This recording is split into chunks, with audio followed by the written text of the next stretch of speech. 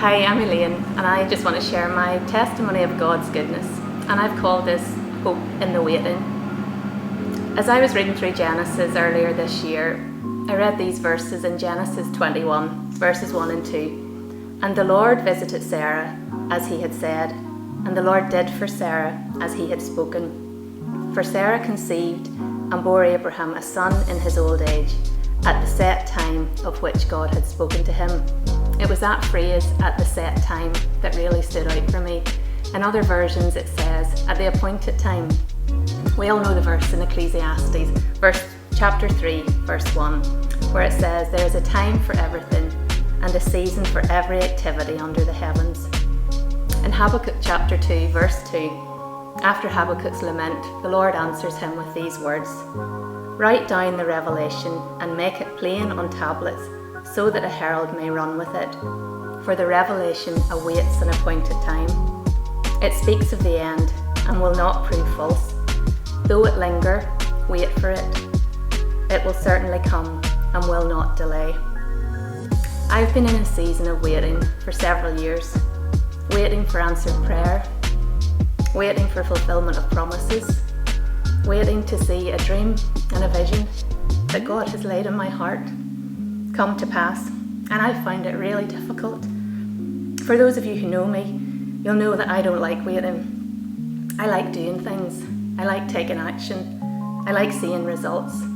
Waiting is hard. And I've grown weary in the waiting. At times I've been discouraged, frustrated, disappointed, confused, doubted and questioned.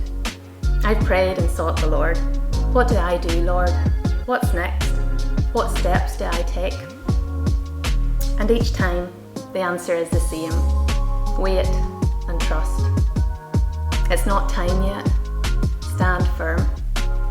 Don't give up. Don't grow weary. Keep persevering. And God has been so faithful in the waiting.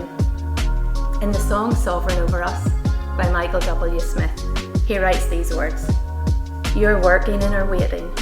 You're sanctifying us.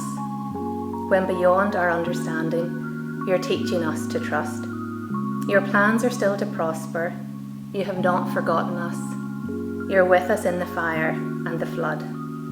You're faithful forever, perfect in love. You're sovereign over us. And this has been my testimony of God's goodness in the waiting. He has encouraged me and sustained me by His word.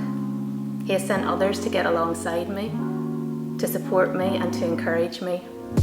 He has been developing faith and deepening trust. He has tested me, stretched me, expanded me. He's been healing and restoring me. He's also been pruning and refining me, at times painfully so, revealing areas of fear, weakness and insecurity. But He's also been revealing more of who He is and His love for me, showing me that it is His way, not mine, His process, not mine, His plan, not mine, His timing, not mine, ridding me of my self-sufficiency and teaching me to trust the all-sufficient one. Right now, I am still waiting. Unlike Abraham and Sarah, God hasn't given me a time frame, but He has given me Himself, His strength in exchange for my weakness, His power, His presence, His peace, and His perfect love. He has led me and continues to lead me into a deeper knowledge of Him and transform me into His image, and for this I am truly thankful. Psalm 27 verses 13 and 14 says, I remain confident of this.